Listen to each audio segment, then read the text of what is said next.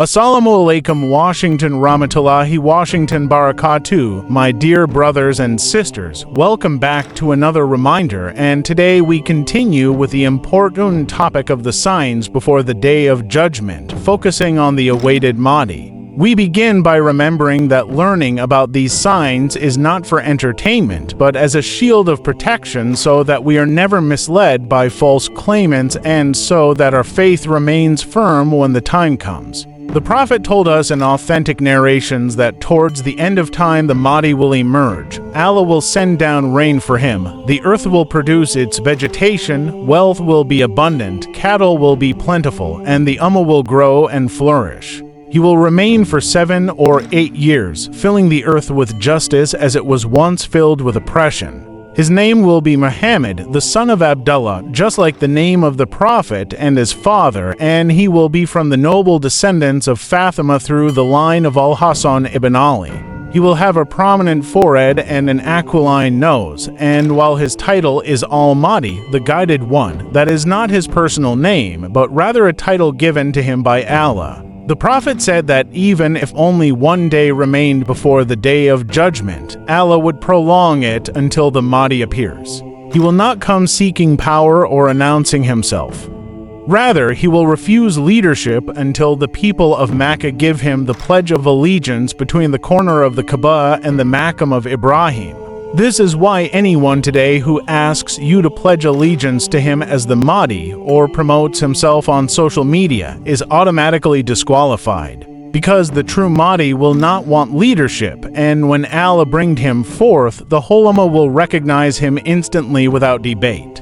Some events before his appearance include a great civil war in which 3 sons of a Khalifa will fight for the treasures of the Kaaba, treasures understood either as wealth buried beneath it or as the resources and revenues of the sacred sanctuary. Then black banners will rise from the east and the Mahdi will gain support from that region, yet when he appears in Mecca, the believers will pledge allegiance to him. He will rule for 7 years with justice and fairness, as the Prophet described, and during his time the earth will return to a state of blessing with prosperity, security, and strength for the Muslims. It is important to clear misconceptions. The Mahdi is not a hidden figure in a cave for centuries, as some sects falsely claim.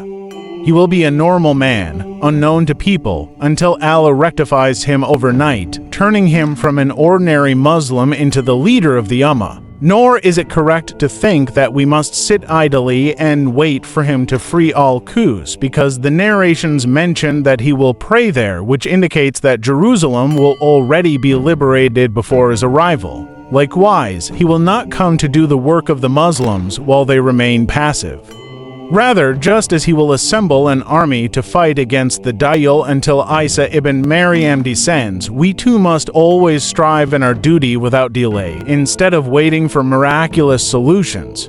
Throughout history, many individuals falsely claimed to be the Mahdi, from Muhammad ibn al-Hanafiya to the Sudanese Muhammad Ahmad, who died in 1885. And even a group in 1979 who took over the harem in Mecca thinking their companion was the Mahdi, but all of them failed the clear tests of Hadith, their names, their lineage, their character, and most importantly, their acceptance by the Ummah. The true Mahdi will be recognized by all, not after debates and arguments, but instantly by the decree of Allah. Brothers and sisters, our responsibility is not to chase conspiracy theories or calculate dates, because the knowledge of the hour is with Allah alone. Rather, our duty is to strengthen our iman, obey Allah, increase our good deeds, and prepare for any test with steadfastness. Remember, the Mahdi is a mercy from Allah to this Ummah, but none of us knows whether we will live to see his time.